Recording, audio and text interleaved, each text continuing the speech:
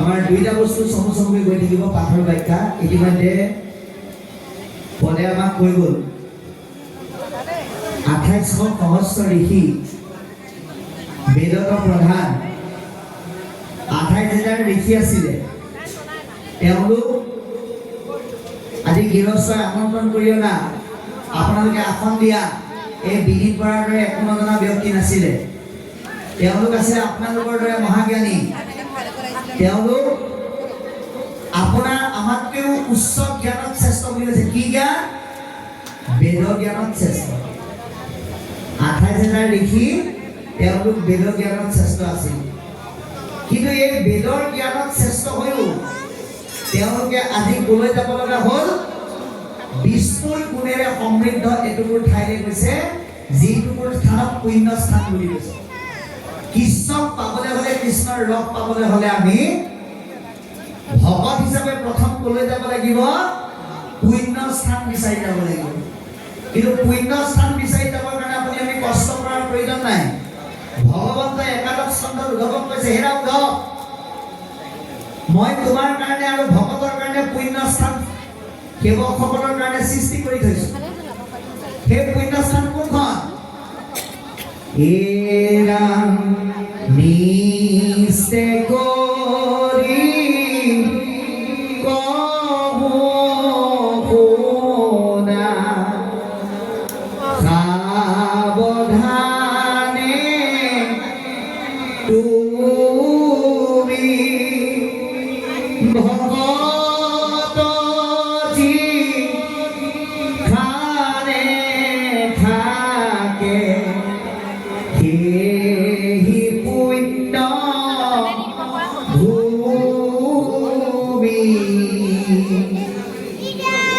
য'ত ভগত থাকে সেয়াই পুণ্য ভূমি যোৱা কালি পৰহি চতুৰ্থ দিনালৈকে এখন মানুহৰ ঘৰ হৈ আছিল কিন্তু আমাৰ কৃপালু প্ৰভু ঈশ্বৰে খুব সুন্দৰকৈ ভকতক লগত লৈ তাক সংগত কৰি নাম প্ৰকাশ কৰাৰ লগে লগে এখন মানুহৰ ঘৰ হৈ থকা নাই কি হ'ল বৈকুণ্ঠলৈ ৰূপান্তৰ হ'ল ইমান সুন্দৰকৈ নাম গাইছে আমি বাহিৰৰ পৰা শুনিয়ে ভাল লাগিছে কীৰ্তনৰ নামষাৰ গাইছে ত্ৰাহি গোপাল কৃপা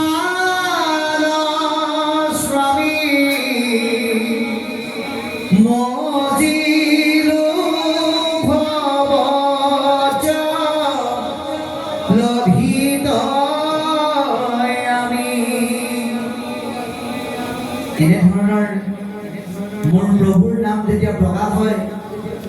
সেই স্থান পুণ্যভূমি আৰু বৈকুণ্ঠলৈ ৰূপান্তৰ হয়।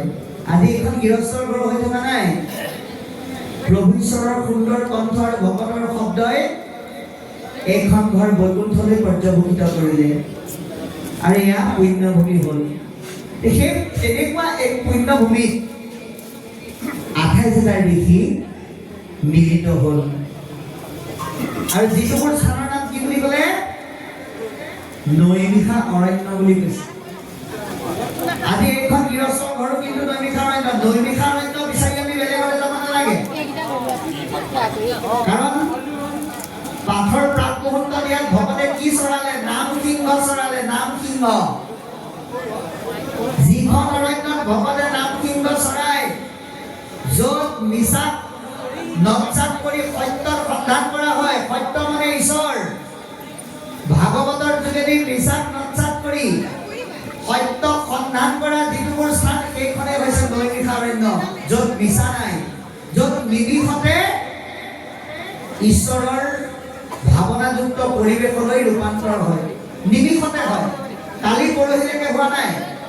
আজি পুৱা 10 বজাৰ লগে লগে তাৎক্ষণিকভাৱে নিমিষতে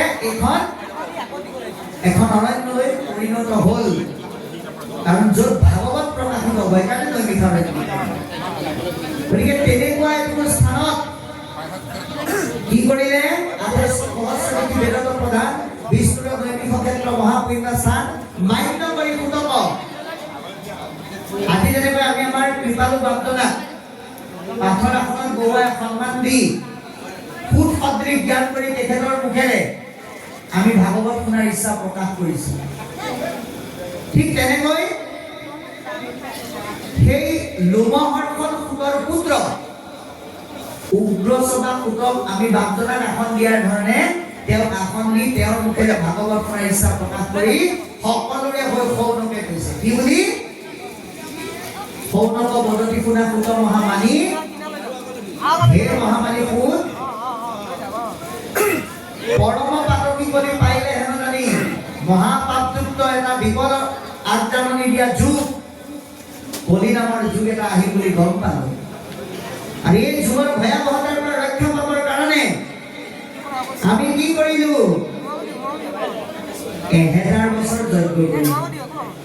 আৰম্ভিলো যজ্ঞ আমি সহস্ৰ বছৰ, কিন্তু লাভ বিচাৰোতে আমাৰ ক্ষতিহে বেছি হ'ল। হোম ধুমে ধুম্ৰ বৰ্ণ ভৈল কলে বৰ। যজ্ঞৰ কোলা ধোঁৱাই আমাৰ দেহ মন ধোঁৱা বৰণীয়া কৰি পেলালে। গতিকে বাপাই সমস্ত আমি ইয়াতে ভাগৱত শুনি নিজক প্ৰশ্ন কৰিব লাগে যে এতিয়াও আমি কলিযুগৰ সন্দিগ্ধত থাকি সত্যত এটা দাপৰ যুগৰ যুগ ধৰ্ম নীতি অৱলম্বন কৰিছো নেকি? যদি কৰিছো, ভাগৱতে কৈছে আজিৰ পৰাই সেইবোৰ বাদ দিয়া, নহ'লে 28,000 ঋষিৰ দৰে অৱস্থা হ'ব। তেওঁলোকে কৈছে যিটো কৰ্ম কৰবাটো নাহিকে বিশ্বাস। এই যে কলিৰ পৰা ৰক্ষা পাবৰ কাৰণে আমি যজ্ঞ কৰিছিলো, এই যজ্ঞৰ প্ৰতি আমাৰ আৰু বিশ্বাস নাই। আমি আমাৰ সময়বিলাকে অভাৱত নষ্ট কৰিলো। গতিকে আমি যদি অভাৱত সময় নষ্ট কৰাৰ ব্যৱস্থাৰে কলিযুগত অন্য যুগৰ ধৰ্ম নীতিৰে নিজক আগুৱাই লৈ গৈছো, ক্ষতিটো কিন্তু আমাৰ নহয়, আমাৰ নিজৰে হ'ব। সেইকাৰণে আমাৰ সম্প্ৰতি চিন্তি উপমহাহি 28,000 ঋষিৰ কুলতে কুলমিলাই আজি আমাক ভাগৱতে কৈছে যে আমি যদি সঁচাকৈ নিজৰ কল্যাণ চিন্তা কৰিব লাগে, কৰা পালন কৃষ্ণ চৰিত্ৰ অমৃত, হে গুৰুৰ বিপুল আমাক কৃষ্ণৰ গুঞ্জ লীলা চৰিত্ৰযুক্ত অমৃত, যাক পান কৰিলে মৃত্যু সাহসেৰে জয় কৰিব পাৰি। মৰিবৰ সময়তো যি জ্ঞানে ভয় নাইকিয়া কৰে, সেই জ্ঞান অমৃতৰ জ্ঞান প্ৰদান কৰা। গতিকে আজি গৃহস্থৰ নিমন্ত্ৰণত আপোনালোকৰ দৰে ভকতৰ যোগেদি আমি কি কৰিম? ভাগৱত অমৃতৰ যোগেদি আমাৰ জীৱনত জন্মৰ দিনৰ পৰাই লাগি অহা মৰণৰ যি সংশয়, এই সংশয় আমি দূৰ কৰিবলৈ অকণমান চেষ্টা কৰিম। গতিকে তাৰ কাৰণে কি কৰিব লাগে ইয়াৰ পিছৰ পদে আমাক ক'ব। কৃষ্ণ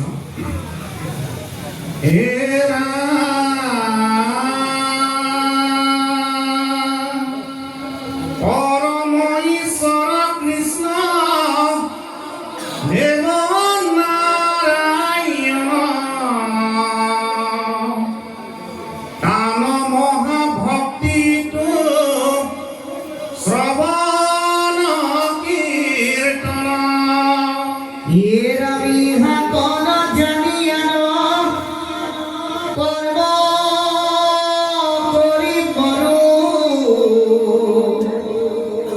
গয়ো কৃষ্ণ কথা সুত কেন মতে তৰু হে রাম ইহাতে আমার লীলা মহাভাগ তুমি মহন্তক পায়ু ভাগ্যে লাগ এ রাম যত স্বর্গ সুখ জিতু মুখ মুখ্য সুখ মূল ভকতৰ খকৰ কোনো হিতুলা এৰম আকাশে সঞ্চৰে ৰবি ৰথ যেন বায়ু